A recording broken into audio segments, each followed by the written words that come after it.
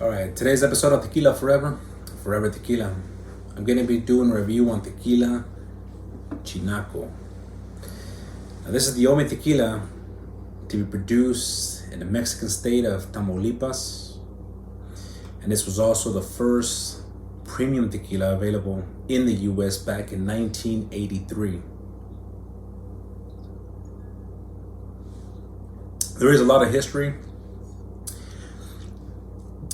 behind this tequila that could be traced, to General Manuel Gonzalez, which was the former president of Mexico. That was in 1880 to 1884. And he was also, the hero of Cinco de Mayo. So if you're looking for a tequila to drink in Cinco de Mayo, or you're really looking to celebrate Cinco de Mayo, put down la cerveza and pick up the tequila, starting with Chinaco. No, I'm just playing. You guys can do whatever you want, but I'm just saying, you want to celebrate a hero, celebrate with Chinaco, right? Anyways, a little bit about this tequila, and how it got its name. This is honor of, the Chinacos, which were independent landowners that by force, they had to become, or they became legendary fighters, back in the 18 and 1900s, when they defended Mexico, during both the, the Reform War and the French intervention back in the 1800s. They fought and they won. So, that's a little bit about the name Chinaco. Also, as I mentioned, this being the only tequila that's produced in Tamaulipas, there's only 5 states that can legally produce, tequila. And I believe those are Jalisco, Nayarit, Guanajuato, Michoacan, and Tamaulipas. And this is the only tequila, that come out of that state.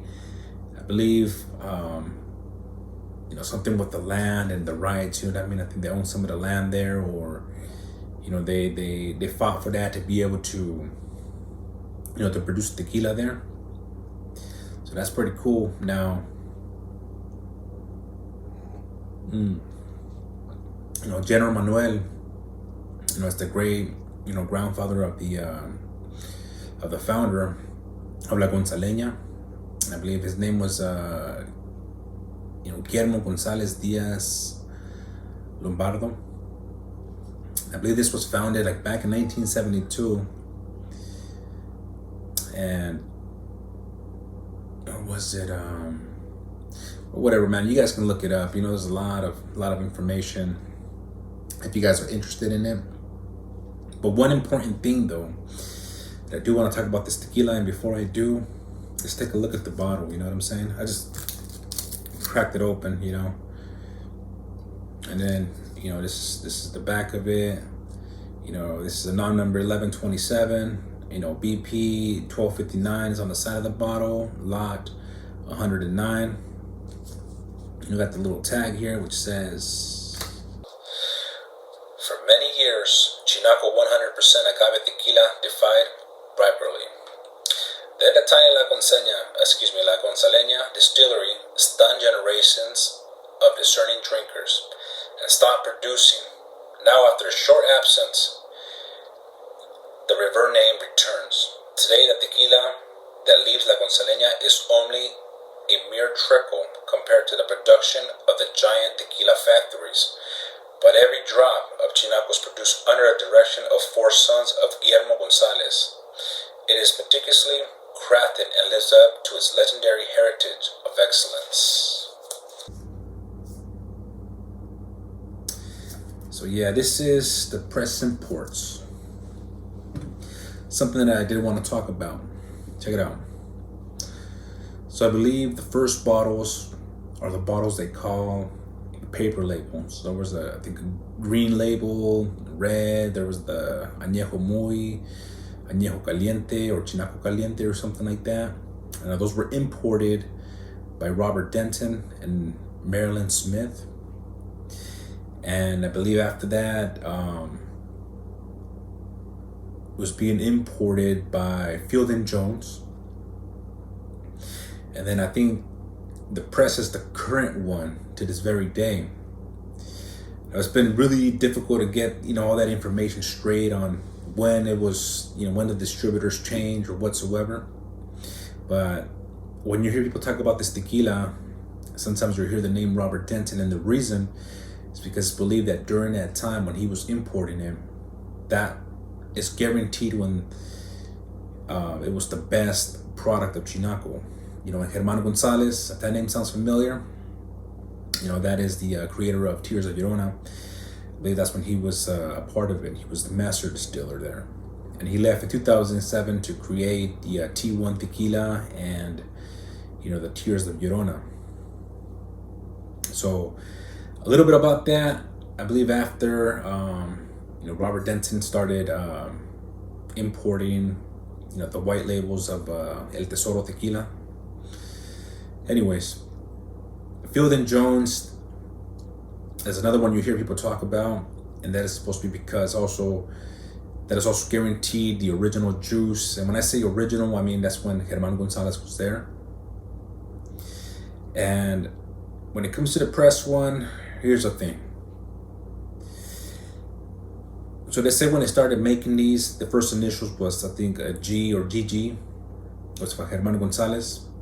And then they started alphabetical order, right? Starting A, B, C. And supposedly all the way to the letter M, it's still the original stuff, So I've been trying to find out when the importers change, and some of the readings I read, it was like in 1999, which would mean that, the Field and Jones was only for, a few years. And my understanding, when the bottles changed, there was like this round bottle that was in 2014. And then it changed again recently, I think in 2022. It's like a more rigid, tall bottle, and I believe that's going to be, that's the newest version of it. And they say that it's not the same quality it once was. It's not the same product. Obviously, you got different cooks, and they say that this tequila is now garbage. So I really don't know much about that. Maybe somebody who watches the video can help me out with that. This is BP 1259, and so I don't know if maybe I got lucky and got, one of the ones before the M, or has anything to do with that signature, because I know there's some of them had the different initials or whatever. But I guess at this point, it doesn't even matter. Chances of finding one of those original bottles are slim to none, at least in my state. So if this is the newer stuff, great. Because I don't think it's that bad at all, I've been drinking this and I like it. I think it's pretty good, So let's go ahead and talk about the aromas, and then we'll get into the flavors on this tequila. All right, but before we do that, let's talk about the viscosity a little bit. So I'm looking at it right here, and it's just barely starting to break down. So, but I can see it does hold up quite well.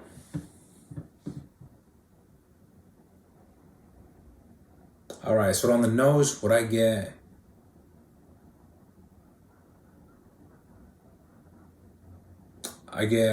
green herbs, some vegetables. I get agave. I'm getting tons and tons of minerals.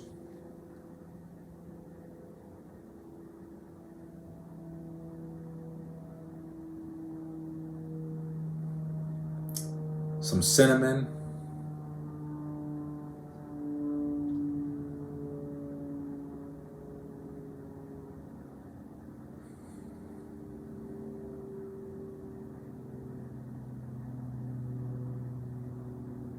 And it smells really fresh, I feel like I'm also getting like a little bit of like a fruit note in there. Maybe something like a tropical fruit. You do get a little bit of alcohol. You know, doesn't irritate the nose or anything. It smells pretty good.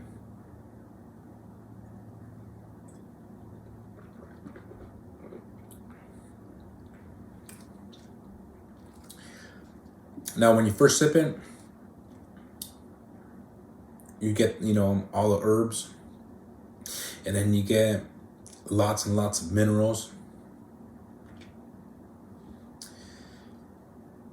You know, you get that agave taste.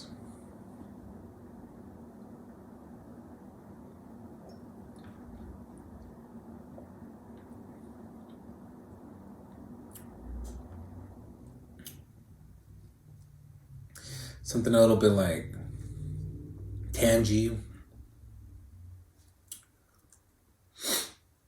know, I was picking up some raw agave, a little bit of brine.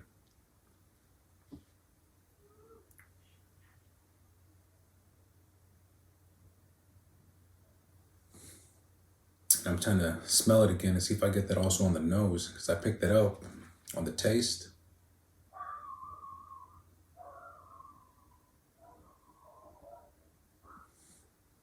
All right, so I do get a little bit of brine on the nose too. Very, very light.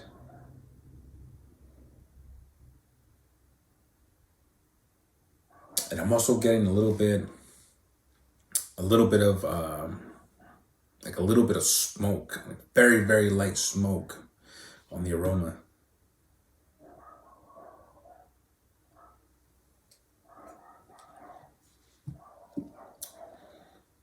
But overall, I would say this tequila is pretty good. I like it, you know. I said I get a little bit of smoke, I get tons and tons of minerals, some cinnamon, a lot of herbs, a little bit of